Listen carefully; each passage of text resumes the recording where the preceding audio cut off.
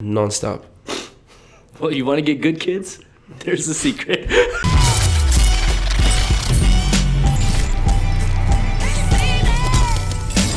What's up, guys? Today's guest is a professional stuntman and member of 8711 Action Design. Please welcome to the JAMCast, Mr. Anis Cheurfa.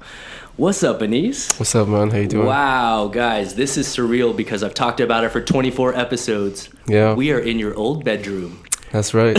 That is where Does a lot happened. Does it look the same? Does it look different? No, it looks...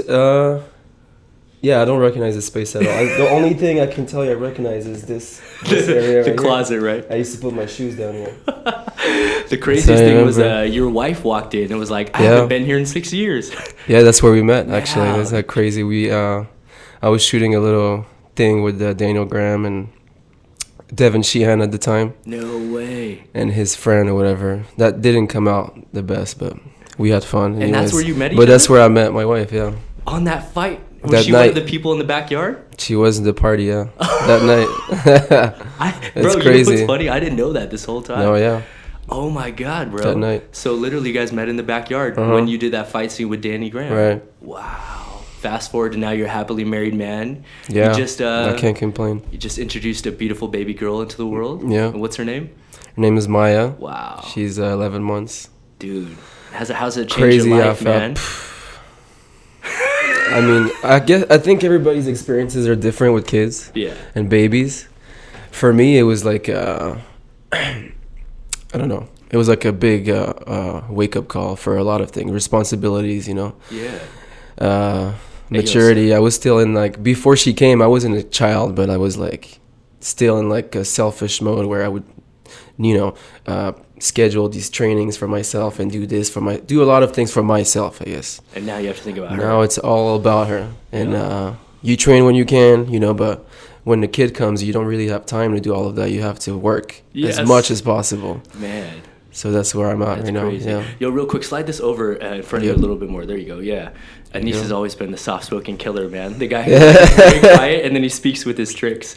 But, along the lines of that, man, I know you've been, like, working really hard, not only for yourself now, but for your family. Absolutely, yeah. What did you just get off of? I know you were just overseas on a job, right? Yeah, I was, last thing I did was Hobbs and Shaw. We were in Hawaii for I don't even know how, a month or so. Okay. A little bit longer, maybe. And that's the spin-off of Fast right, and that's Furious. the Rock thing, yeah. Okay. So much fun. Hard, crazy hours because we didn't have much time to shoot what we needed to shoot. For who didn't, I mean, it just came out yesterday or something? I think so, yeah, which is perfect timing. We can actually talk about it. Yeah, so we came out to do that final sequence. I guess it's like Samoans versus, just like army guys or whatever that is. I forgot the story. And we just got to get slammed by giant Samoan people. And hit with like their Samoan weapons, just destroyed. Dude, these guys are, and it's amazing to see how athletic these people are. Like, they are, it's in their genes. It really is. Like, when I saw them, I was like, wow. You see why some of them transition to play football and stuff like that. No, but I understand why now. Like, it's really in their genes. These guys are like straight up killers, warriors. Like, you can see it. Yeah. Hell yeah, man. And so how you were out there for a few months, right? Yeah. And you were with the rest of 8711? No, I was with all the stunt guys. I was with a lot of close friends of mine, that's why it made it so great. I was with Jonan, I was with Danny Graham. Yes. I was with Kirk Jenkins, Ross. We had a really good Clay Efka, heavy hitters too for, really good records, just a lot of old school guys, Clay Fontenot. Yeah. It's all crazy, these old man. guys. What's cool is that you got to work with your friends because that was awesome. I don't know if you remember, like, fast forward all the way back to when we did our first movie together. We were like the youngest guys by far. Mm-hmm. I think it was me, you, and Jacob Cable were the youngest guys on Twilight. Yeah, Everyone I remember else that. is an OG of OGs, man. So. I do remember that, but it's a good. You get to talk to these guys and converse, and you get to learn things and stuff. And yeah, man. I love it. I think it's a great. It was a great experience. Yeah, I like working with the OGs. And you've been keeping yourself like super busy, kind of back to back and stuff with working down there. So how long have you been down at 8711 now? Very first time I went to 87 was in 09, I believe, or 08 maybe. And I lived in San Jose at the time. I was teaching at Ernie Reyes West Coast. Yeah, teaching, that's a big word. I was there to help out with a lot of stuff. Okay. My English was really broken still, so I couldn't really handle the whole class on my own. I would assist Jeremy at times or Chris DeVera, which I'm sure we'll get to in this conversation at some point. That's wild. And then, no, we had this plan on Kim Do, actually, at the time, was auditioning. He was sending a tape of himself fighting with Jeremy for Chad Stahelski, I guess. So he did that. He loved it, and then I got lucky because I just happened to be there when they came to scout us. We did a West Coast demo team thing at a Taekwondo tournament in San Jose. One of the famous West Coast action team demos. Yeah. We did a lot of those things. Mm-hmm. And John Valera, Jonathan Eusebio at the time, Alan Joe, Danny Hernandez, they came, and Dontai, they came to watch it. Wow. Yeah, and so I got to meet them. I remember I was so excited to meet, Super OGs. I'm so sorry, I just burped. It was crazy. Yeah. And then we just drove down, me, Jeremy, and Kier. I don't know if you know Kier, a really close friend of mine also, yeah. And I do remember that because I met you guys shortly thereafter when you held a workshop at XMA. Yes, that's where it all started. That's where it all started. There. Yeah, I literally remember. Day 2 of being in LA, I think. That was day 2 for you? It was something like that. And you know what's crazy? I was in college and I saw the flyer and I wasn't going to go. You were in Santa Barbara at the time, yeah? And I had a friend of mine named Daniel Sousa, and he was like, bro, we watch these guys on YouTube every day. We have to drive there. So we drove like 2 hours just to go trick with you guys. I remember you, yeah. You had tape all over your feet and stuff. Flying all around the place. I think the only person that came like with us was like Luke Brodlick. And I remember it was Luke me, too. Luke Brodlick, and then some of the guys I was doing parkour with at the time. So it was like, all the like up and Tim, I remember that guy. Yeah, and then we had Andrew Eng was there. You know what I'm saying? Yeah, so it was a bunch of like the guys before tricking. But I remember meeting you and being like, holy crap, this guy's in LA now. I wonder what he's here for. Yeah, I was there for no reason. I was just there to see what was going on. I was just there to follow Kim Do and Jeremy just hope to see what was going to happen. Yeah. I had no plans whatsoever. But then, that's wild. Jeremy's, when he got there, he started training with them before me. Probably like 2 weeks before me or a week. Because I was also like discovering America at this point. And English and everything, like, dude. And so I was like out and about, and I wasn't like into like training every day. Like, me and Jeremy had 2 different mindsets at the time. I feel like he was more like super driven, which paid off tremendously today. You know what I mean? And it's just and then it came to me later. Like even all that stuff came to me later with growing up and learning things and. Yeah, we all do things at our own pace, man. I think so, You were a different kid, man. I remember back then you would only eat fast food. You loved drinking Coca-Cola. You loved candy. Because it had no effect on me. I know. Whatsoever. It's the weirdest thing. Like you're just shredded. I'm like... Turn 27 or 28 and that's it. Everything just went to hell. Just fucking... But the coolest thing is that like you've maximized your body for honestly as long as I've known you. You've like really made the most of your body, man. So I tried, man. Before we go all the way back, let's finish talking about 8711. So when you first got introduced to go down there, I know it was a lot of private training because I was down there a little bit with you too. But for those of them out there that don't know, like I think it's really important for you to talk about like how hard you train down there. And what that entailed, because I think a lot of people think, hey, I want to be a stuntman. I'm going to go to 8711 and walk in the door. Yeah, I mean... It's not going to work. 9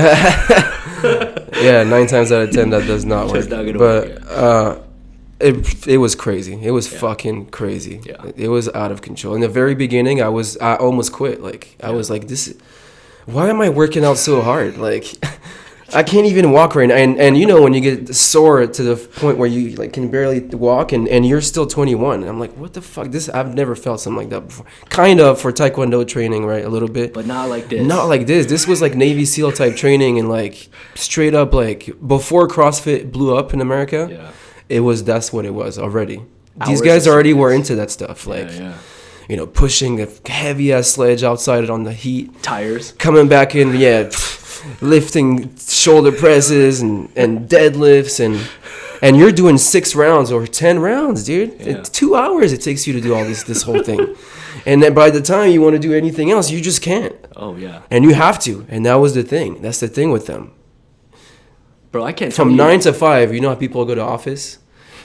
This was our office job. You come, and it was earlier, 8 to 5 or 9 to 5. Sometimes it was earlier. Work out for 3 hours. Yeah. Work out hard for 2-3 hours and put gloves on and hit the mitts, or get on the floor and start, come up with some choreography drills with the sword on the afternoon. And at the time, they had Legion. Yes, they did. Wushu. Torturing us, because everybody, Wushu people are super, flexible. If you did it, it's easy. But if you haven't. She would sit on us and this is the end of the day, too, We're talking full. Yeah, people don't realize. I used to tell them, dude, I can't tell you how many times I've thrown up in that bathroom trying to hide it. Oh, yeah. I've thrown up a bunch of times. I'm good. Too, I just walked to the bathroom. Yeah. Multiple times. I can remember I did that. Yeah. But yeah, man, at the end of the day, though, we learned a lot. And, it's paid off in bunches, man. Tremendously. Met amazing people. Got to see, still, currently it's still happening.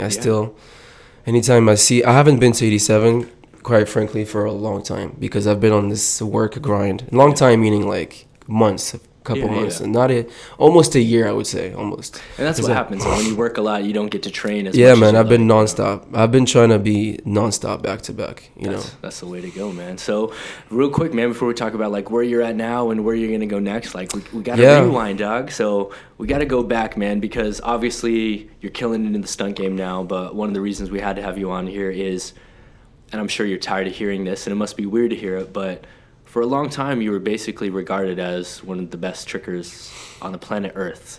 And I know that's always been weird for you to talk about and kind of admit. And it's because I never looked at it in that way. I know. In my mind, it was never a competition thing, and I feel like that's why I was excelling. Yes. It's because I was looking at it as, I just want to do this move like that, how I'm looking at it in my head. Yeah. And then I put it out to the world, and it's it did something to people, I guess. And I kind of know the backstory, but kind of fill people in. How did you get first started in tricking? And I know there's a guy out there that actually you watched. And a lot of people don't know you had an inspiration. Yes, his name is Jan. I'm not gonna say his last name. OG. Jan. This is what started everything for me. So at first it was Taekwondo, 720s, 540s, but the realm of twisting and urban movement, I'd call it. At the time, it wasn't really a tricking thing, right? It was him. And it came from capoeira in the 1970s or even before that. You can ask Latif, I'm sure he knows probably about this stuff. They have half the moves in capoeira already, yeah. These guys, capoeirista people, they used to have those jams with people. They do to the circle, and the goal was to do these standing flips and only land on one leg. Yep. And keep going. And so that's where these guys in the 70s or maybe 80s, they were already doing 3 corks in a row, swing through, and nobody knows about this. And I found out because they had tapes. Jan, my friend, had VHS tapes of that shit. Right? So that's rare. It's really rare to find, I'm telling you. And in France, too. And his capoeira master, where he had some tapes, and he was like, hey, watch this. Concrete, a lot of times, they would go downhill also. Yeah. Remember that came back for a while. People were tricking downhill. And all the sand pits where guys would do Webster land on one leg. Yeah, stuff like that. And then we're talking about here, 1983. That's the tape I saw. What? This guy, big clunky tennis shoes, those Fila's, big ones, dude. And I couldn't believe what he was doing. Axial twist, doesn't put his leg down. Webster, the one like the Tony Judd. Yeah. Boom, doesn't put his leg down. Gainer. I was like, what? Wait, so you saw this? I saw this in a crackled, awful quality video. I couldn't believe what I was looking at. So that unlocked your mind. That did something for me. Whoa. So then I went to train with, after that we trained. And at the time, dude, my tricking library was, the extent of it was 540, 720, cheat 7, regular 720, and maybe B-twist and aerial, right? And backflip. That was a big one for me. I just love doing backflips. I don't know why. That opened a whole other. And how old are you at this age? When So this is 13. Okay. When I really figured it, I was like, I'm gonna figure this out. Yeah, man. 13, 14. And this is crazy because set the stage for everyone. So how do you go from seeing that tape to getting to the level you're at? Were you training with a lot of people? Okay, no, it was specifically with the same peoples at all times. I never really went out of my circle. Okay, if that makes sense. And France has those little cliques. It's a small country. Everybody knows each other. Yeah. There's little cliques, you know, with tricking. It was fun. We used to battle each other and stuff and little tournaments. But I mostly stayed around this guy Mehdi is one of my bestest friends. Who's put out a lot. He's known to do this cork to split. Like, I think a lot of people have seen his videos. He does cork. He does it anywhere. Concrete. It's the craziest thing. And he also used to put out videos of you. Yeah. That's what I'm from 10 and on. We grew up, you know, together. Wow, okay. And then you had Pierre, this other guy from Paris. Okay. Close to me too. We did a lot of things, you know. First NASCAR tournament was with these guys. I went to Quebec Open. Quebec Open. That was my very first NASCAR tournament. Wow. So even before French Open, your first was Quebec Open. Quebec, yeah. Wow. Okay. And this girl Leva was really flexible with her kicks. Okay. Dark skinned girl. I know you might have seen her before. Okay. And this other bigger guy close to mine too. We call him Big Fred. He's a big guy, but he can do side swipe, B twist gainer, all kinds of stuff. No, it was amazing, yeah. And so that's your squad. And Brahim, I think this guy Brahim, yeah. You know, I also grew up with him from a younger age. He was already older. He was already in his like 18 or something like that, 17. Like, so he was already up there. Okay. I was really young. So where are you training at? Are you going to gymnastic schools, taekwondo schools? So at first we would go to my taekwondo school. I used to have train in the 20th district for people who know Paris. Okay. Porte de Vincennes, it's called. That's where I used to be. It's a stadium that used to have several facilities within the stadium. Yeah. You have a room for indoor soccer and judo, wrestling, stuff like that. Okay. But at the time, France is really difficult with like medical certificates.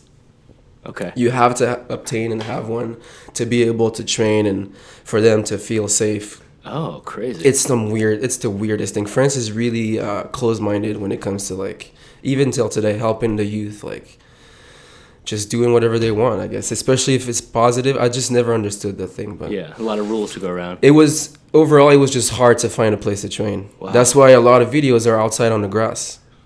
Makes sense. Yeah. Because it was hard. People would it was just a hustle every time. Like, and how many days a week are you training? Every day. There's not one day where I didn't train. Whoa. Yeah. And I did that for as long as I can remember, dude. So it's no secret then. It's just you just trained every day. Nonstop. Well, you want to get good kids? There's a secret. It's not a secret. No, but seriously, I don't. It's not a secret. Nonstop, dude. Yeah. It didn't matter. I didn't go to school but then you know what? The real secret I think is being passionate. Like, that's what took me all the way here. Like, that was my like, that's really all I did. That's all I liked. Like, that's all I lived by. Like, nothing else. I did nothing else but that. And what made you love it? Was it the feeling? It's a lot. There's the American appeal, like, you know, America and like, sorry. That's good. And I don't know, like the music that you guys, because I was the biggest fan of Luke Kicks at the time. Yes. And like, it would emotionally do something to me after watching one of those videos because of the music they would use and. Totally. It had this thing about friendship and like, you know what I'm talking about? Like, these guys are super tight and you can just see it in the video. Yeah. These guys are like, when they trick together, it's like some magic happens. They're so tight, like brothers, right? And I really wanted to. I had that with my friends, but we didn't do major things like demos together and like earn some money together, whatever, right? Dang. And then I was like, I need to live off. I can't go to school. And it was a time too where I was losing my mind at school. You hated it. And I was trying to take the route of sports. So for 1 year I went to this university to the taekwondo and it's like a sponsorship for taekwondo at college here. Okay, university type thing. But it wasn't like that. I actually paid for this. Kind of. Yeah, it was the weirdest thing. Okay. And I had like 4-hour classes. 4 hours sitting down and listening to somebody talking, and you have to take notes. No, stuff. Like body, like you know, muscles and bones and. Yeah, of course. And then one day I snapped. I couldn't do it. After school, I was like, I can't do this. There is no way I can be here. And I told my mom, And this is right around the time where Christopher was like interested to fly me out. Okay. Do you remember what year this is around, or how old? This is 05. Okay. I specifically remember that year. This one really fast. Can you pull up 2006?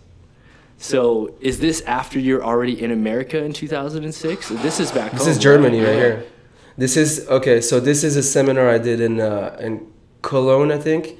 And I had a close friend in Germany. His name is B-Boy Salagine. I don't know if B-Boys know who that is. Yeah, old school reference there. That guy was badass though. He was doing crazy stuff, remember? Crazy flexible stuff too. That guy was sick. Oh, yes. And this is a seminar. I was there for like a week and I taught like 3 seminars, I think. Okay, so this is when you're still back in Europe though? This is in Germany. No, okay. But I came from San Jose right there. Ah. And this is a crazy story, by the way, about this one.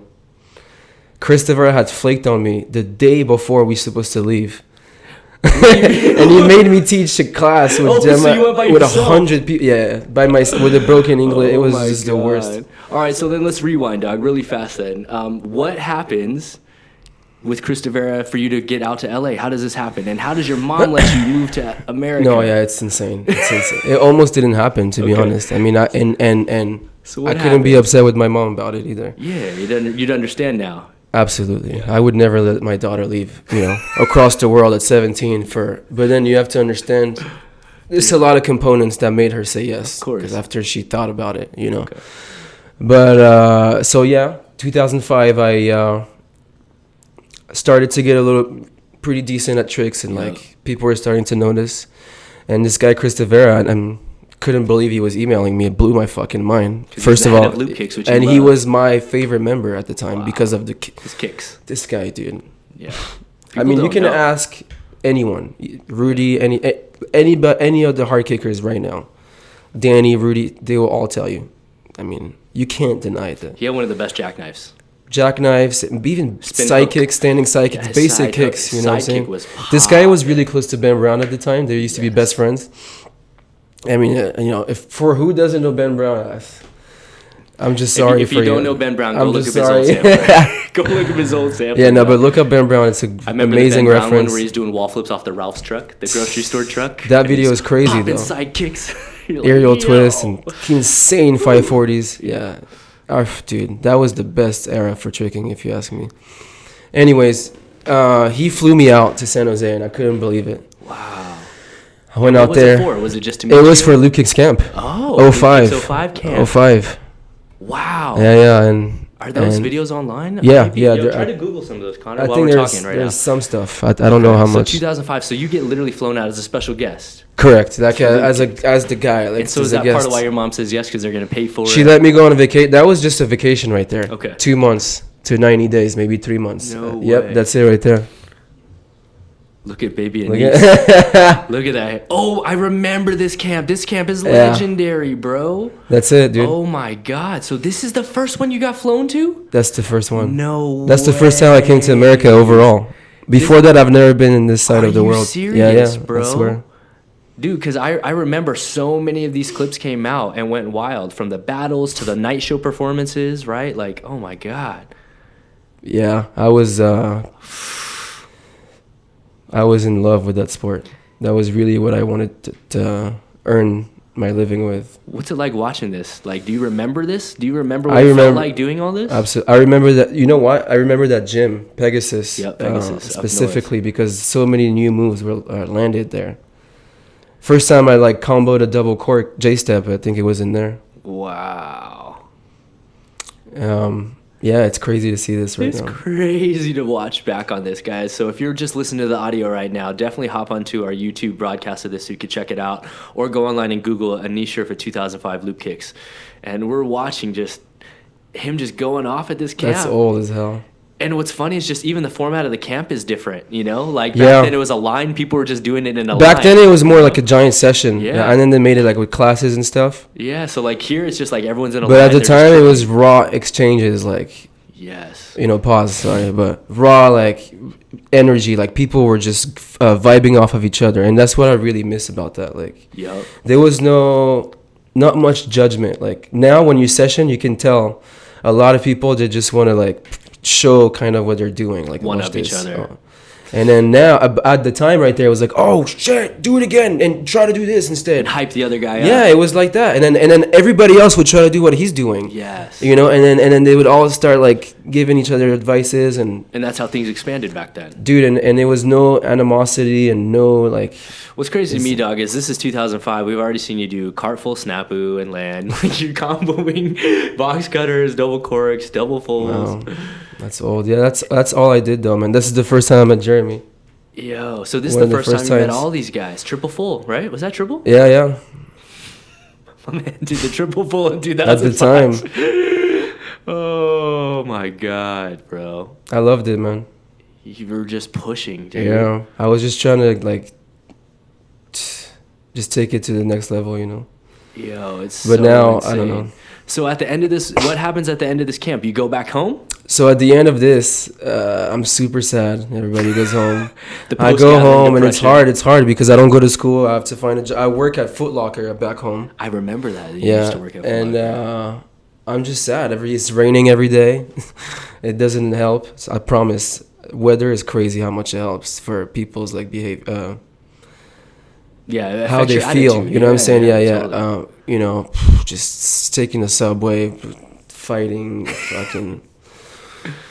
So trying to train and stay in a positive state of mind, but then you go on biling and you see these guys just having so much fun in the sun, and they're all together. And they're all together in the tournaments. People are like circles, and people are doing crazy shit. I'm like, fuck, what am I doing here? How do I get over there? How? Okay. How is it? How?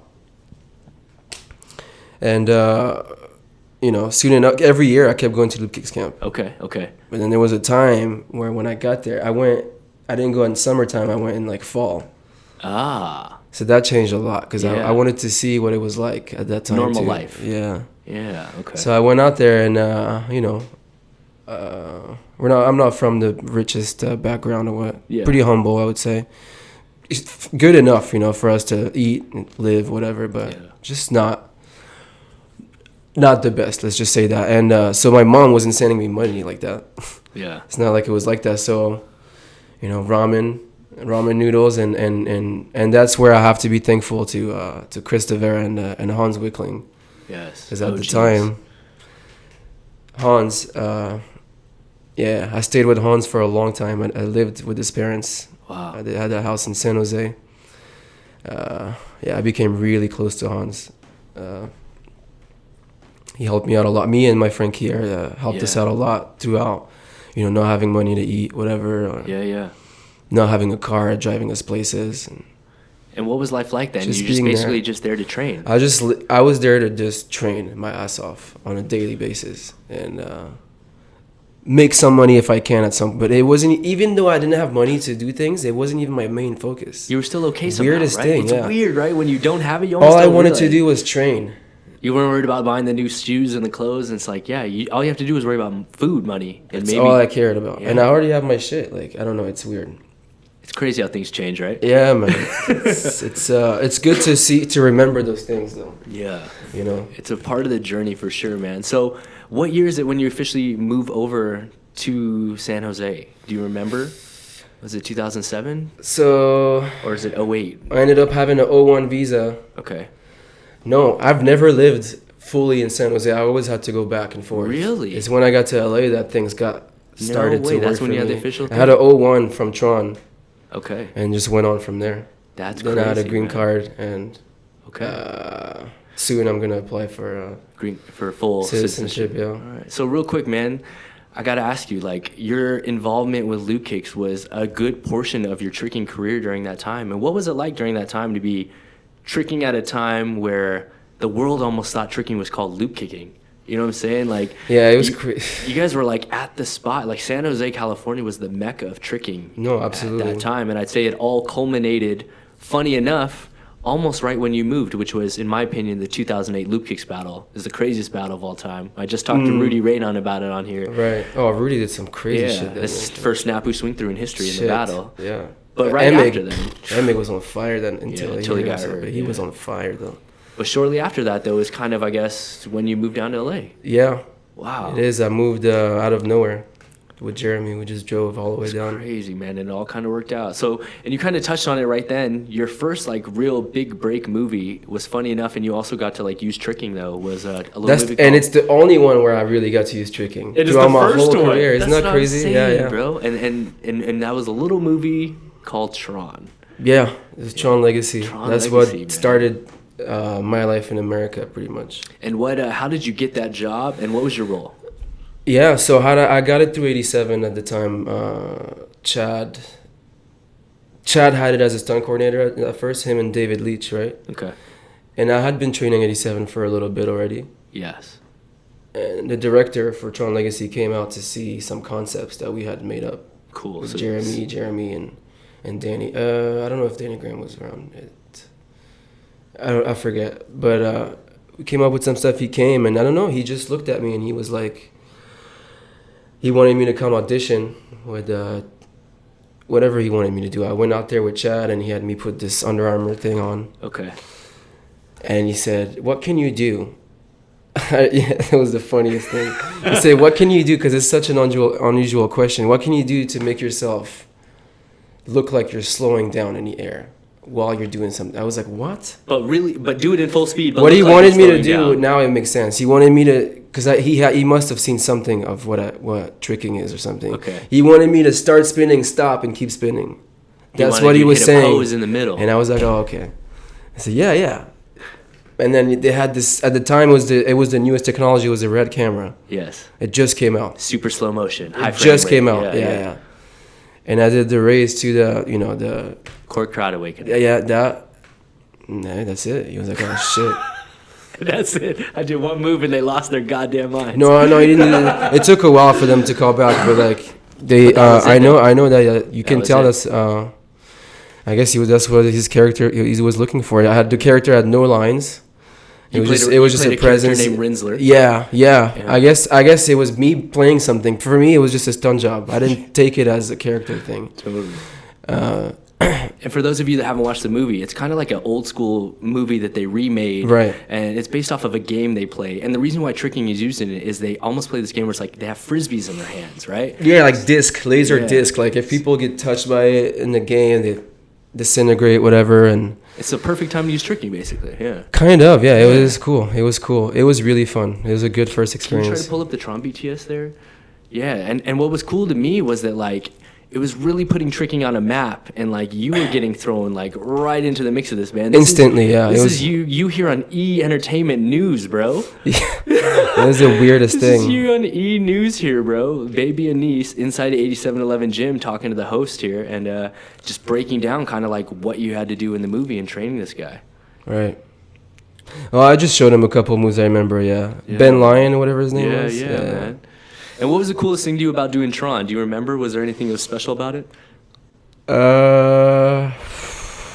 That suit. Yeah. Okay, yeah. I can tell you what was special about it. The most special thing for me about Tron was a beautiful friendship was created with me and the designer of the suits. Oh, really? Okay. Yeah. Have you worked with them? And I haven't seen him for years and years. way. But I actually forgot his first name, but I was so close to him. Jose. Okay. Ironhead Studios. I don't know if for my people who knows God. that. Bro, you know what? I got to go there with you. I think so, maybe once, yeah. He gave us a book. Yes, that's him. Dude, yeah, that guy gave us a book of And all the that different guy has costumes done he made. everything from like Batman and Catwoman at the time, like way back then. Remember the Catwoman outfit? Yeah, bro. I remember you took me to the studio. I got to go with you. That was To crazy. nowadays Black Panther. He does everything for them too. Wow. And that guy, just the nicest dude. I don't know. Yeah. Great. That's crazy, man. Good person. It was a good movie and a cool way for you to show off your skills while also not having to fully break into the realm of stunts. You know? No, this isn't stunts. Yeah, this is straight up like trick tricking for stuff, yeah. right? You're Yeah. tricking right now. Totally. I did a hand pull like I was fucking shocked. I didn't know this was coming. They put me on a wire and I didn't think I was gonna come straight to the ground. I didn't know how to look at a wire yet and be like, oh, this is where I'm going. Fuck. Yes. And when they pulled me and I hit the ground, I remember I was like, it took everything from my chest, like all to fucking win. And I slid off the platform. It was onto a platform, and I was just on the floor in my helmet, all tinted. Nobody can see me, but you can just see me like. That makes me laugh because like now I know you like, yo, scroll up, see if there's like, hit the Stunts BTS one. That's funny because that's like your first wire gag, you know? And now like you just on the regular, we're out here just doing things like this all the time, yes. right? Like we're like, you talk about your first hand pull and then here's a real hand pull. Yes, that was a good one. Yeah, man, it's funny. It was fun. So, yo, kind of along the time, like, we're going to kind of bounce back and forth now between your life and tricking because it kind of coincided. But 2008, you moved down to LA, you start doing that. Tron's there around 2010, I believe, is Tron or so. Like 2009. That's when I started shooting. I think it took almost a year. You're right, 2009, because we did Twilight in 10. Right. So 2009 11, we did Twilight. Oh, snap. So 2009 was Tron, yeah. Around that time, though, and something I want to talk about, man, because I don't know if I've ever really thanked you for this, although I'm sure you knew. But 2009 is when I opened my first gym, which is called White Lotus. Yep. And headquarters. The old school. White Lotus was before Jam, yeah. That was the best gym. Honestly. That was the best vibe. That was the best. I would give up anything to go back to that little place, man. That was my favorite place. You know why?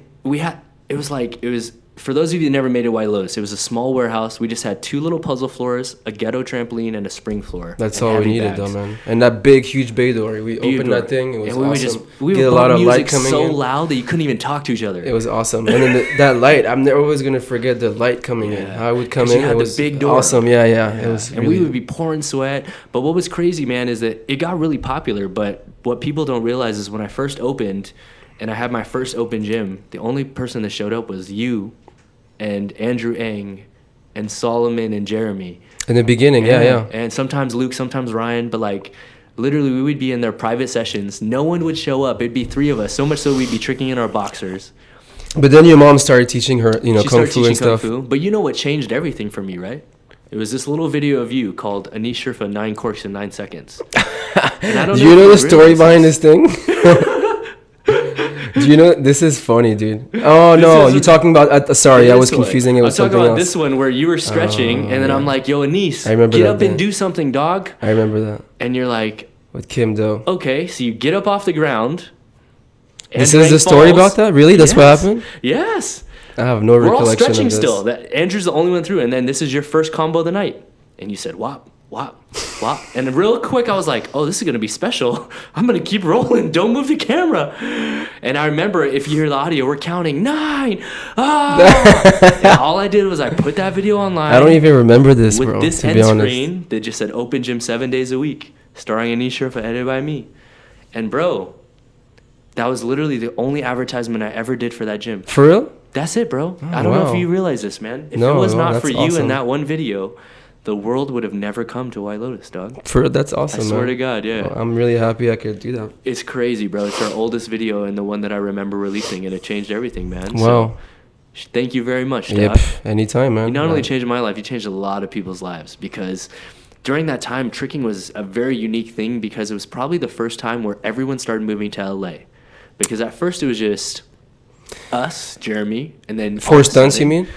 Yeah. But all of a sudden, before long, you had guys like Daniel Graham moved. Yeah. And then all of a sudden... Well, that was his destiny. This guy was going to end up being here with us no matter what. Happen. Yeah. Danny was going to be here. And then Kyle Cordova comes. Rudy Raynon comes. Oh, McLean first. Before you know it, everybody was here. Army, bro. And yeah. But yeah, at first I remember it wasn't even really... Jeremy was the only real one focused on stunts, mainly, right? One. I was doing other things too, like... Because then we started like being involved with Clear Talent and Block and LXD with Chris Scott, and these guys were trying to book us on like performances with like artists like Chris Brown and Justin Bieber, and then did Miley Cyrus video. Yeah, man, and then I ended up on music video sets. I was like, what the fuck are we doing here? Look at Jeremy, be like, he's just flipping off this truck right here, I guess. Yes. I couldn't believe being funny. There. I see this guy on TV in France. Now I'm here on that. And now I'm here dancing with him. What the fuck is going on? No way. Yeah, Miley Cyrus. Then we did this Justin Bieber with LXD. Well, you were involved with that stuff. Yes, I was in LXD too. LXD. I did a lot with them for a few years. If it wasn't for you again, I wouldn't be in the first episode of LXD.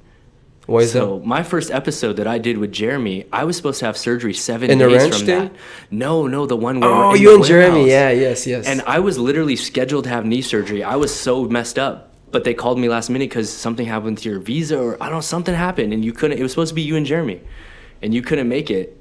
And then they called me, and I'm like, This happened twice. I'm supposed to have knee surgery. I'm not free. And they're like, we don't have nobody. I'm like, I'll just come in and just stand in the background because like my knee's destroyed. I remember that though. It's crazy, bro. Yeah. And Yeah. so you basically, like you said, we're doing dance jobs, we're doing music videos, you performed at the Academy Awards. That was the biggest one. That was the craziest one. Yeah, bro. That one was so crazy.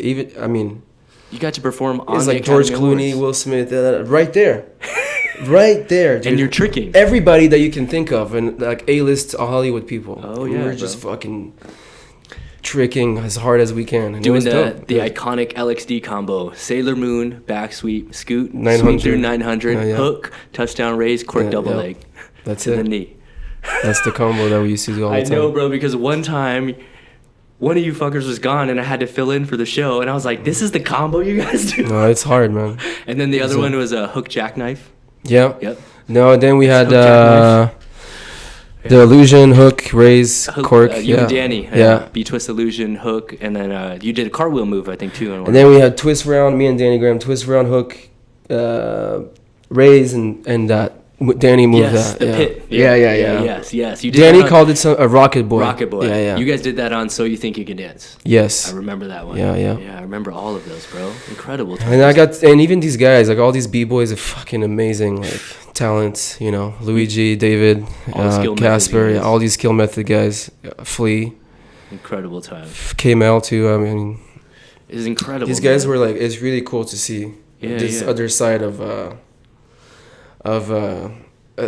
movement. Like these guys are just, they do shit I could never imagine of doing it. Like, Yeah, man. it's the weirdest thing. And real quick, like we kind of talked on it, like you just talked about the synchronized combos that you've done, but like we can't brush over it. And I just want to talk to you kind of just briefly about like the impact that those two guys have had on your life, Jeremy and Danny, because at one point, Tremendous. the Three Amigos was the thing in tricking, Yeah, it, not to say you guys were the best, but you guys were heralded as like three dudes together pushing it. And I mean, we were best friends. you guys could hang. You could hang on like a skill level too, which was rare at the time to have three guys who could hang with each other. Yeah, I think everybody had his thing, like, that they were good at. You know what I'm saying? Yeah, dude, that was everything. That was my family, at the time. I looked at it like that, Crazy to I feel think like about. life it happens and things change. Of You know what I'm course, man. saying? People have. But of course, tricking wise, you guys have left an impact on this world that no one has really done. I would only hope so, man. We worked hard, to be honest, to at least leave a mark. You know what I'm saying? We couldn't do the Three Amigos ones. Yeah. Yeah, we didn't change. We didn't do what we really wanted to do at the end of the day. Our main mission was like to really have creativity and style come out of this sport, and more like less performance, if that makes sense. It's hard to explain. Okay. It's a hard thing to explain, but of course you want performance, but I mean like Okay. people doing trick like how they want to do it. Yeah. They're not going to do it because that's the last video, that's how this guy did it. And I'm Okay. going to want to look like that. Okay. And I'm not saying that's what it is today. I'm saying we were striving for each tricker to be his own personal guy. Yes. And that was my thing at Like the their time. own- Because when you go back to NASCAR days, that's what it was, dude. It was. It's like watching an anime. Different gonna characters with say their own different powers, segments, yes. different things. And like Matt Emig, fucking Daniel Sterling, Yes. Anthony Atkins, Steve Tirada. And each of these guys have their thing. Like when you watch this guy's form, this is way different. You can just tell they're two different guys. Like, Bro, I And used it's to like- talk about it all the time that if you watch people behind a silhouette, back in the days, yeah, you yeah, could we were. tell. I remember that. We even you talked know about who doing you that. know who that is. Yeah. You could easily Yeah. But yeah, I feel like that's a little lost now. I'm not gonna lie. I feel like it's that's kind of gone out the window. Individual style, so to Absolutely. speak. I feel like tricking now is more of a like a competing type sport, like competition type thing, and everybody is trying to outdo each other and stuff like that. And it's fun, you know, it's great. But more, if people were doing it for themselves more, I feel like you would have a complete different outcome, if that makes sense. And you know what? One thing I think is a good thing, but also a bad thing for these kids, which I think it makes it kind of dictates what they do, is when we first were tricking, you kind of talked about a long time ago, there was only like 6 moves. Like we all used to be able to do 540 aerial beach twists. Yeah. And so because of that, there was so much that we were exploring. Whereas now, if a kid wants to join tricking now, he can go onto a website and look it up, and there's like 200 moves. And I think because of that, kids are like, oh, I just want to learn that move and this move. And so they're just kind of like chasing things off a list, as opposed to like where we were, which is like, we can only do these moves, so let me take this move and do a variation. And then exactly. No, exactly. Yeah. And if you kind of look at it now, you know, there's kind of this base combo set that everybody does. What, cheat 9, hook something? There you go. See, I don't even have to say nothing. Cheat 9, hook, tidy, cheat 9, something. that's it. Yeah. Right there. And that's really what kind of turned me off from this. Yeah. It's my passion. I love it. It's still up there, you know. You know, fight choreography and martial arts in general is now almost taken over, to be honest with you. But, you know, I can never turn my back on this. That's 100%. What I do. That's what brought me here. And I still love it. Don't get me wrong. It's just, I can't identify myself anymore. As part of it. I'm not able to identify myself with anyone. It's unfortunate. I know it's really sad to say. No disrespect to anyone. Yeah. It's because I totally respect. I totally respect. You know, everybody's stuff, and it's great. It's amazing to watch. Whatever. I just don't click with it. It's weird. I was gonna ask you. Yeah. And I love and it's amazing. It's incredible. I could never in a million years right now do this. Do you watch Shosei? Yeah, dude. I watch all. Dude, that's like next multiverse type. Like this guy is from another. That dude is on some Saiyan shit. Oh, dude, I've never seen something like that before, and it's amazing to see. You know, that's it right there. That's the next. You know, that's the next future. Evolution thing that's happening, and again, I don't disrespect that. I think it's amazing. It's just that's not what I would have done if I would have kept going with this. If that makes sense. Do you know where you would have gone or no?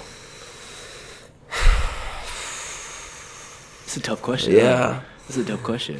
And you know what? I started to see elements of it, but yeah, that's a tough question. I think I would have had to kept going and just see what would have happened, like what direction I would have headed. I think the martial arts and the hard hitting is always going to be, that was always going to be there regardless. Yeah. The spinning performance side, of course, but I don't know. I feel like I would have gone trying to be clean.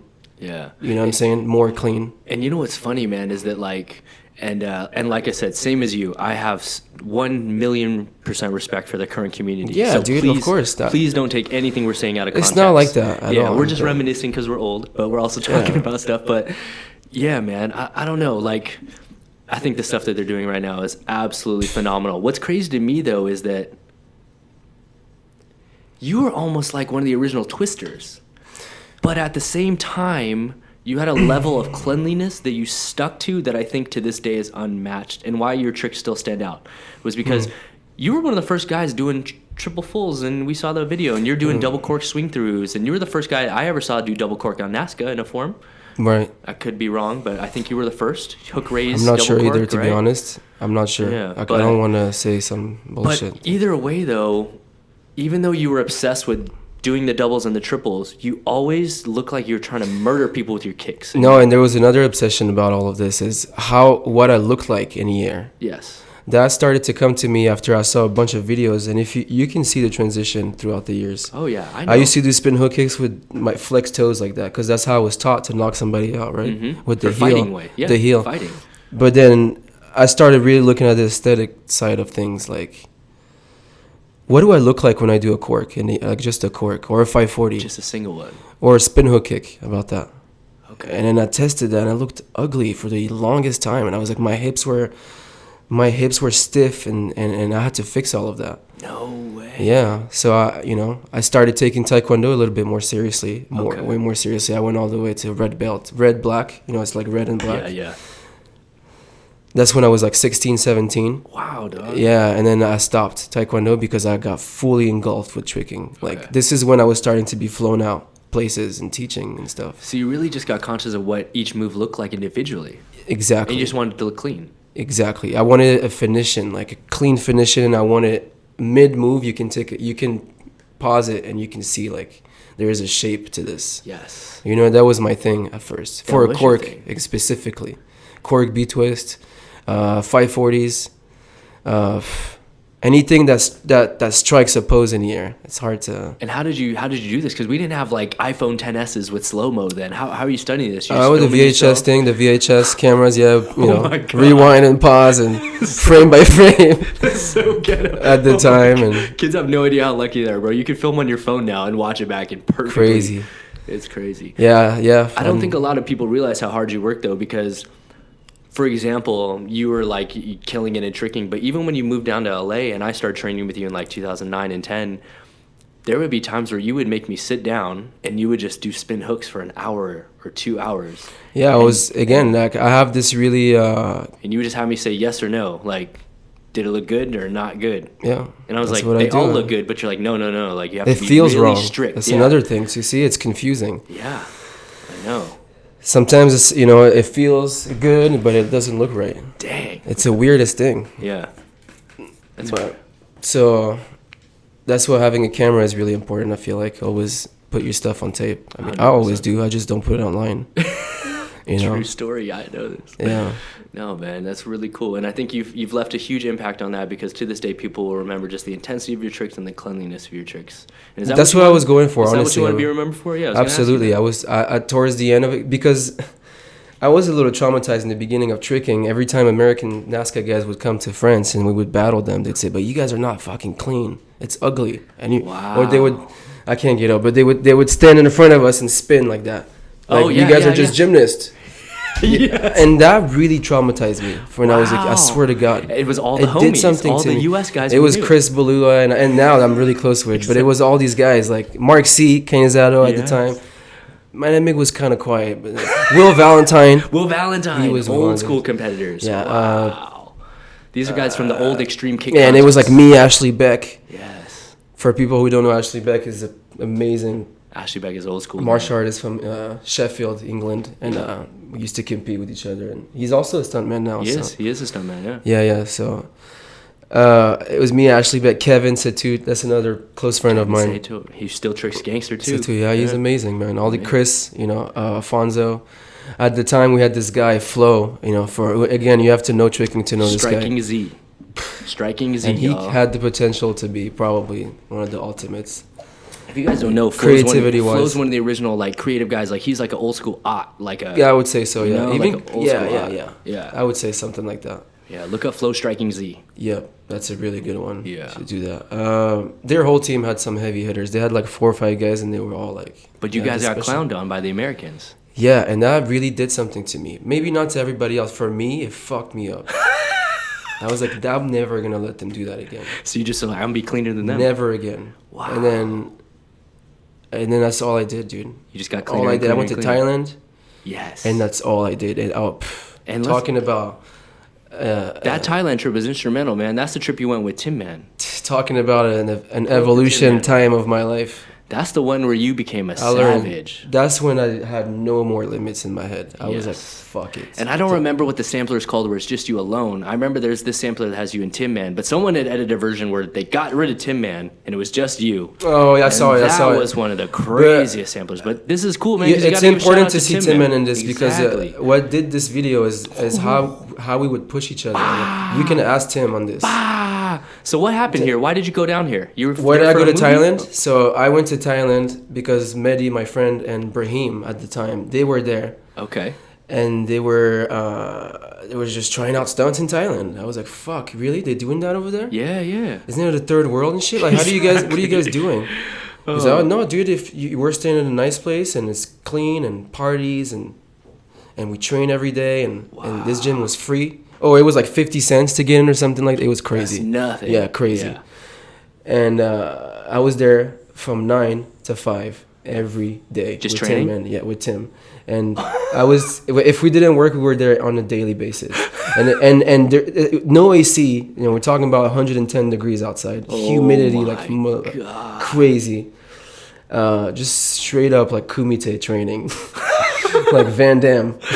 But you're just going in every day. But we just went in. That's all we did was training. And then that's when I was introduced to fight scenes with Tin Man too. Yes. He showed me this is when you started doing fights. Yeah. He was like, this is how you do this, this is how you shoot this. He showed me, and at the time he shot it with a VHS thing too. Yes. Okay. And Thailand is a real big turning point of my life. Did you do Street Fighter over there? Yeah. During the same trip or I auditioned? No, it was 2 different trips. Okay. One, I came with a guy that paid for us. He sponsored us. Okay. And the second one, I went on my own. Wow. And this is it right there. That's the second one is when I really try to do something like... Bro, this is a trip. Find jobs. This was the video that inspired a lot of people, man. When you first did this, because in this video, I think is when you first did the... I think it was at this gym when you first did double cork swing, double cork, when you were trying first dubs back in the day. And I remember there's one where you put your hands down. Yeah. But this is where you This is the first time I did the double cork round, J-step. Yeah, J-step double cork round. In this gym right here. Yep. Man, this gym, I don't know, something about that gym, we were just... This was the level up point, though. I remember this sampler, though. After the sampler came out, I was like, something changed. Yeah, man, this is good times. This is great times, actually. Man, this is incredible to see, man. So yeah, I stayed in Thailand for quite a while, almost a year, like 8 to 9 months.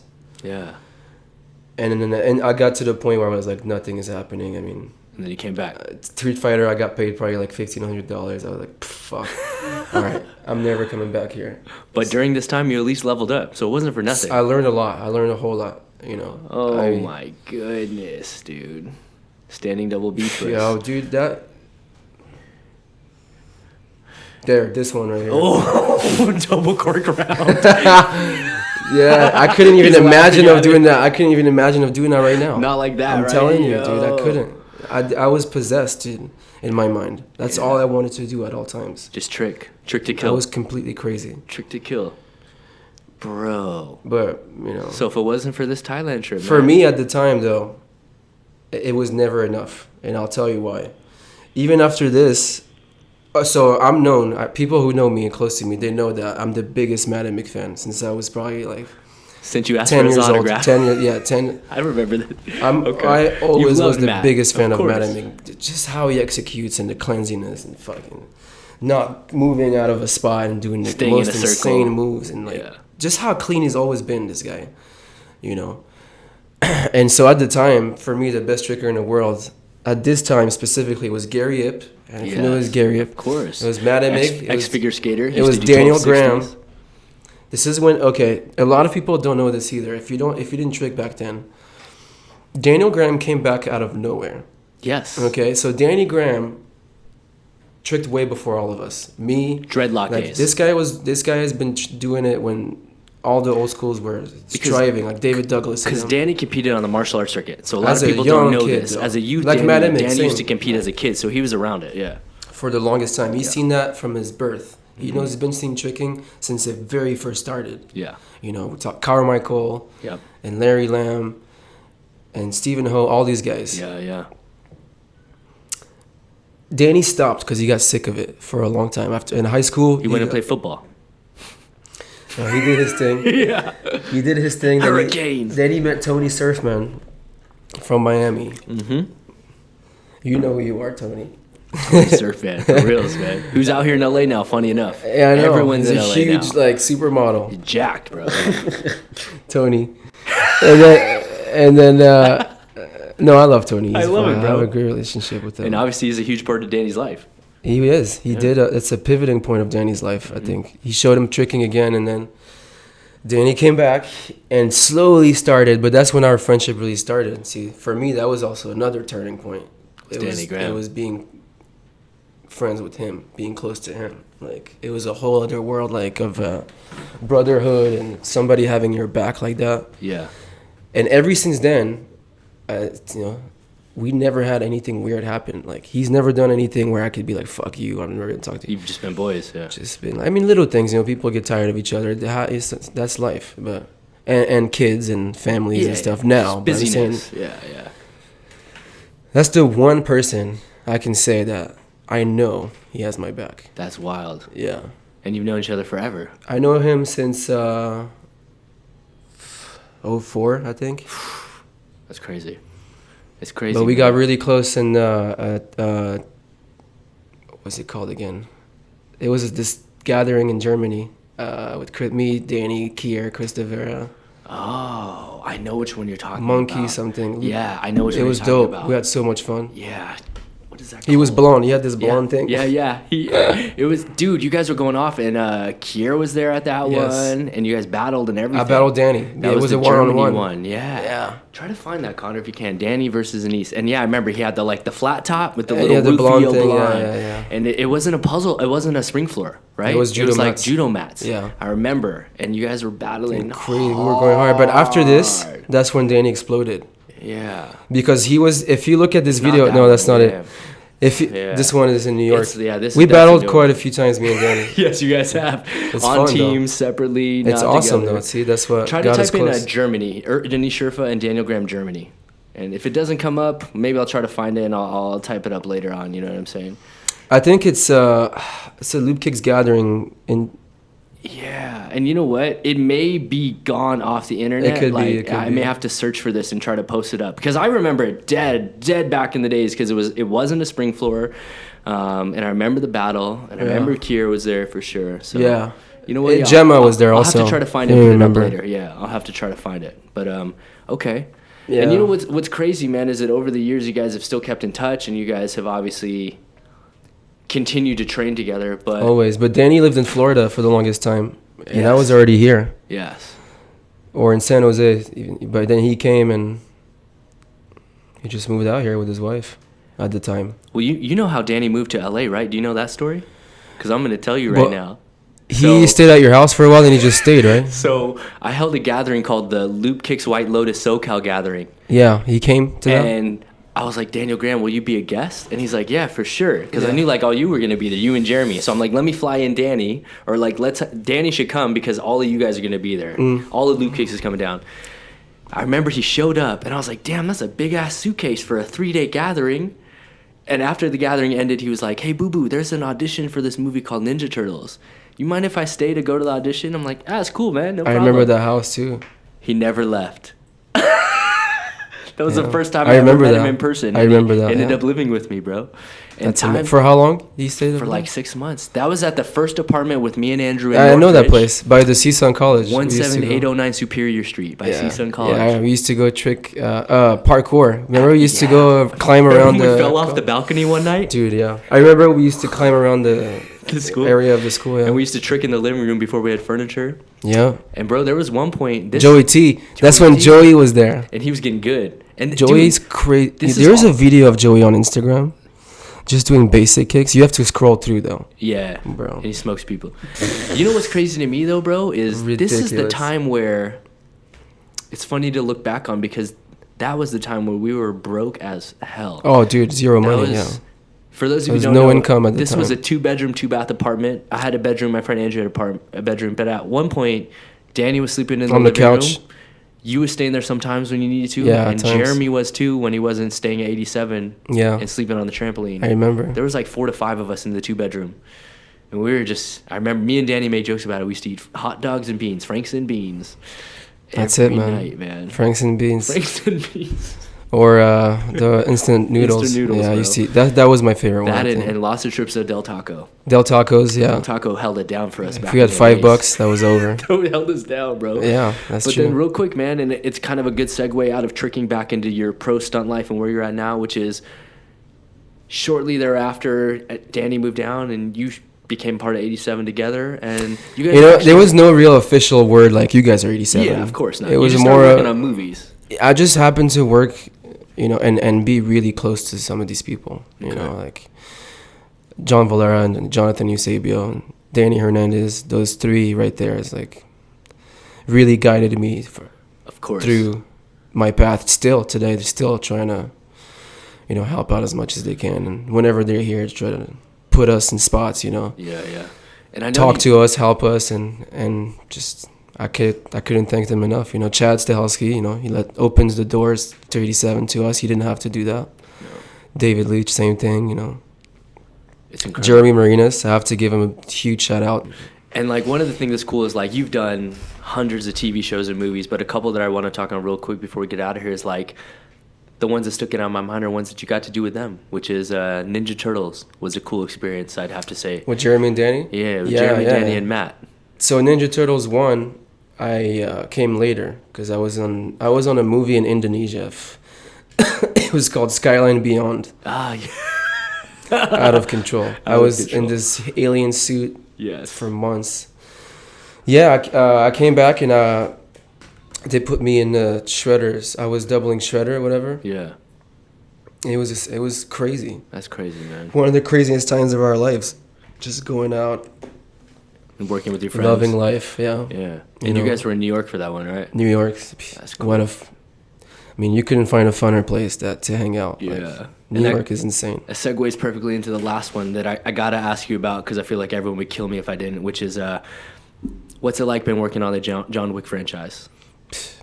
I mean, in what sense? Yeah, what's it like? Has there been a coolest part? Is there what? Sorry? Has there been a coolest memory of yours? Or is there one that you remember more than another's? Because you've got to work on all three of them, right? Yeah, first one, no, I just helped out training. Just 2 and 3, yeah, okay. Absolutely. Yeah, it's up there in my list for sure. Especially the third one on how long we trained and how much we trained. For a year almost, like nonstop. And that was with Keanu and Halle. Keanu on a daily, at least 4 times a week for Keanu. Wow. 3 to 4 times a week. Okay. Again, like for people who don't know Keanu Reeves, I've never seen somebody so dedicated, like, and wanting to look good and wanting to learn and like. Yeah. It was really impressive. Halle Berry, same thing, very fast learner. Especially someone established as both of them. Yeah. It's pretty amazing. That was definitely a big highlight of my career, that last John Wick I did. Yeah. But then, at the same time, I'm a huge anime and comic book fan since I was a kid, and I did both of the Avengers. All 3 of them, sorry. Exactly. And that was that's like the pinnacle of everything. Like one of the coolest things of all time. That's like the ultimate, dude. Yeah. Like. And what did you get to do on Avengers? I know you did some motion So yeah, Avengers 1, I did nothing. I was just part of the fight team. I was pedestrians running through explosions and stuff like that. Remember that? Yeah. I remember. You know why I remember Avengers 1? And I don't mean to talk about money, but I'm just going to talk about this real fast. That was the one where they messed up and left you on dailies. Yes, Avengers 1. But they fixed it. They got me. They paid but I me remember after at first you were like, whoa, this is crazy. Yeah. I don't know if I'm going home or not because I keep signing day contracts. Yeah, that's and what then it was. eventually got carried, yeah. That's it. Yeah. I was there for like 2 months. It was in New Mexico. Okay. And then what did you do on 2? Because you had a lot more involvement on that. So yeah, Avengers Infinity War, I was doubling Black Panther. Yes. For some of the stuff. They brought Danny Graham also, because Danny Graham is the actual Black Panther for Black Panther. And him and Khalid do a lot of this stuff. Yes, Khalid is Killmonger, and then Daniel Graham is... shout out to Khalid Gaji, by the way. If you don't know him, check him out. Amazing stuntman. Yes. Yeah, I did a lot of wrecks, mostly. Not a lot of fights as Black Panther. They all got cut, but mostly wrecks, wire stuff. Suit, or? I was in the full suit. Yeah. Wow. Okay. The last one, Black Panther, also I did some stuff. I think Aaron Toney got in there too, because me and Danny weren't available for something. And they use Kofi Adam sometimes. Kofi Adam would get in there. Kofi Adam is Chadwick's double out of the suit. Out also. of the suit. Yeah. That's another incredible stunt person. He's the one that does that wild ass poker table crash. If you saw the live footage of this thing, that BTS is nuts. Insane. That's a 2-story drop to a poker table, doing a flip and a half. On the gooch. Yeah. But that's cool. That those 3 right there was like it's all the way up, just because of how close to my heart, Exactly. Marvel and anime is. We all have those projects, For me, it was Jungle Book, because that was the only movie I grew up watching that I was a fan of that I got to work on now. Yeah. And it was a big deal. And also, as an Asian, you don't get to double the lead ever in any movies. It's true. That was the first time I was 1X. That's awesome. For like a real thing, it's cool, man. So, real quick, man, I know right now you're kind of segueing into the next stage of your career, and you're kind of like trying to stop performing, or more so just step into a new role of fight coordinating and stuff. So what's the goal right now? What are you working on? And So, I love performing, don't get me wrong. It's I love it. I'm still going to do it for as long as I can. Of course. No, I just got more interested as the year, came, and the feeling is right, I think, now to have the creativity more and be on the creative side of it more, and behind the camera, and doing all that stuff. It's fun. I love it. Hell yeah. And I know you may not be able to say a lot of things because you're on contract, but is there any current projects you're working on that you can say the name of? No, I could talk about it. Okay. There's a You don't trailer. have to It's give called away the things. Yeah. I'm on this show called Picard. Picard is like a Star Trek show, I guess. I think Patrick Stewart came back and they're doing Captain a whole Picard, other story. Yeah. So I'm choreographing that right now. Cool, man. It's just, and is that gonna? Do you know where that's gonna come out on? Is that like a? This is gonna be on their new app, CBS, their new thing online, and it's all rated R, so it's blood and. So it'll be super cool. Cool, but it's gonna be cool. That's awesome, man. And I know I don't want to keep you here all Sunday. I know you got to no, dude, no worries. Hang out with I'm glad to be here. I gotta ask you, man. What where do you see yourself going? I got 2 questions for you. What do you want to be remembered for outside of tricking? And where do you see yourself in the next 5 years, you know? Remembered for outside of tricking, to the world? Yeah, and you can and maybe ask them out of order. Where do you see yourself in the next 5 to 10 years? And then what do you want to be remembered for? I definitely see myself still in this business. Okay. Absolutely. Hopefully at a solid fight coordinator position, I'm not, to be really honest, at oh, no. It's all right. Sorry. We'll get that. My phone fell off in my pocket. That's why I'm not looking to coordinate as much because, from the experience that I got, it's a lot of budgeting and managing a floor more, and you know what I'm saying. Oh, I know Yeah. I would do it, but I like being actively part of what's happening, like shooting the previs, choreographing it, fixing things. Coordinating is the closest to a real job. Exactly. You're like really doing paper. No, totally. Yeah, it's crazy. Totally. Okay. I feel like that would take away from I do what I love for your a living. Passion. For me. Yeah, you know what I mean? Okay. But, who knows? Opportunities, I'm not going to say no to. Like, I know how to be safe and, do safety for people. Yeah. And so, who knows? We'll see what happens. And then I guess the bigger question, man, and maybe you don't even have an answer for this yet, but because your life is changing so much, but like, what do you want to be remembered for at the end of this day? Like when it's all said and done, do you want to be remembered as Anis Cheurfa, who was the tricker? Do you want to be known as Anis Cheurfa, who was the stuntman? Or like, as you get older now and we get into this next stage of our lives, to me, things like this really start to hit home. Like totally, no, it hits me a lot. Yeah. You did Tron Legacy, so what's the Anis legacy? Yeah, I've never gotten to that answer, to be honest with you. I don't know. Like it off the top of my head, I couldn't tell you what I want to become, like what I want to be remembered as. Like, I just know that for sure the real martial arts and fight choreography, cinematic martial arts is definitely taking over the tricking passion-wise. Yes. And I don't do a trick now for no reason. Like, it's the weirdest thing too. Yeah, it has to have a purpose. Yeah. and I was taught that my whole career at 87. Like, why are you doing this? Just for free? Like, he's not even doing anything, and you're just doing a backflip. Like, let it do a back sweep or something at least. Something like that. That's what I mean.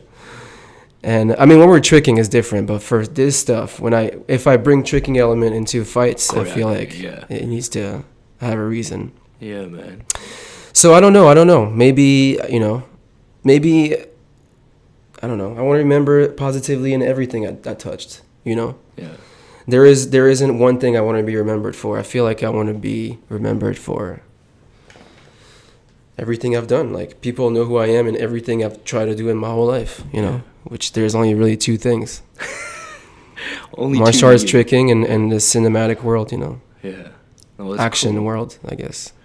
That's crazy, man. It's really cool, man, to sit here with you and talk about all these things, because before I met you, I was, for lack of a better term, a big supporter and fan of your movement. And then over the years, to get to like work alongside you, to share an apartment with you, and like work on jobs together, and now to like sit back and watch you with your family and your daughter. Yeah. It's so crazy. I don't realize still. So. I remember the times where we would sit and we were broke. I remember the times where we'd sit and we'd have life drama. I remember the times we'd sit and have like family stuff, man. And dude, I just want to let you know that I'm super proud of you, dude. So am I, man. I could tell you the same thing. Yeah, it's cool. Absolutely. And I appreciate all the support over the years, man. White Lotus wouldn't have been anything without you. And I guarantee you, Jam would be nothing if it wasn't for you guys back in the day. So. My pleasure, man. Yeah, I'm happy I got to construct and be a part of this, like, and especially to see where it took it. It's people from the world come to Jam. It's like the point where everybody wants to go now. They come here just to trick, and not to take away from Loot Kicks, because shout out to Mark and everyone up there. They just got a new space. They're actually renting a gym now. Awesome. But it's cool to see that things have shifted a little. You know, everyone used to make the trek to San Jose, and now people make the trek to there and to LA. So that's like the main place now, I'm telling you, it's cool to see the culture shift, and you had a really big part of it, man. So I'm really happy I did, man. On behalf of me and the rest of the community, man, thank you for all the years that you put your body through, and thank you for all that you've done. I know that at one point I talked to you and I said, like, I wish at one point you would just address the community and tell them what needs to be said.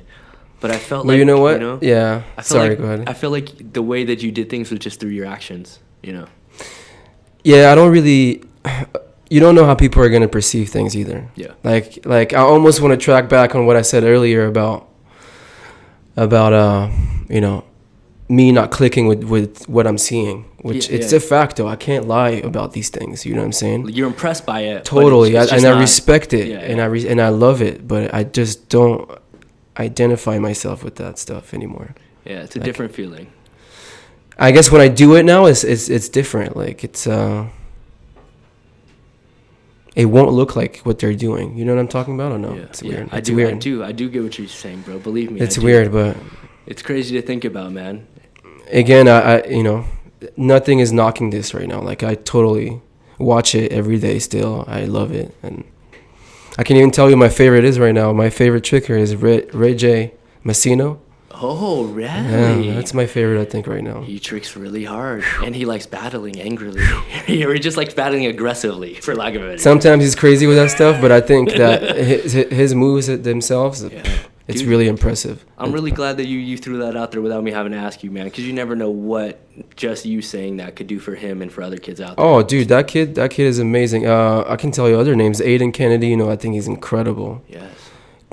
See, that's more of what I'm talking about for myself. Martial arts style. Yeah. That's more, I feel like, the route I would have taken. Reiji Takashi, what is his name? Takashi, yeah. I like this guy a lot. Yes, I think his flow is, I think it's a great flow. Fast and aggressive. The transition in between moves is just really, I like the flow. Really quick combos. Yeah. That's crazy. So you do watch it? Yeah, well, dude, I watch it every day. I know what's going on. I know what's happening. I think that's going to trip people out to hear that you watch, and you just named real names by name. You didn't just say, like, the dude from Japan. Like, No, I watch this stuff. I watch it. I know who's doing what, and I know who I like, who I don't necessarily watch, but what I appreciate watching. Yeah, man. Dude, that's cool, man. And I hope that gives some inspiration to these kids out here to know that you're still out here watching it, man. So, real quick, man, I would love to have you come back anytime you got a big project coming up, bro. Or, you know what? One of these times, let's do one after I get Danny on here. Let's do, like, one together. We'll watch some battles or something. That'd be cool, that would be awesome. That'd be lit, dog. I'd love to. Yo, real quick, man, before I let you get out of here, just looking at that camera, swing the mic in front of you, and tell people where they can follow you online, Oh, Look at that camera. B camera. Yeah. Yep. There you go. Yep. So my Instagram is at taijutsu.com. I misspelled it on the Instagram. So I think if you start typing TAI, you'll find it'll come up. We'll put it on the screen. It'll come up. Yeah.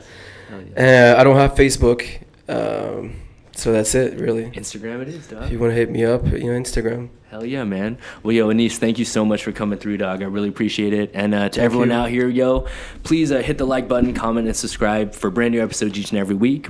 Every Monday for brand new Jam breakdowns, look at the top 30 clips. And every Friday, brand new JAMCast interviewing influential members of the movement community, just like the man, Mr. Anis Cheurfa himself. So, real quick, guys, I got to give a special shout out to Mr. Connor Simon for running the switcher app and the cameras for us today. Yeah. One last time, I got to give a very special shout out to the man, the myth, the legend, Mr. Thanks, Anis man. Cheurfa. I appreciate you, Travis. Thank you. As always, guys, I'm your host, Travis Wong. Thanks for joining us on another JAMCast. Until next time, we'll see you all soon. Peace.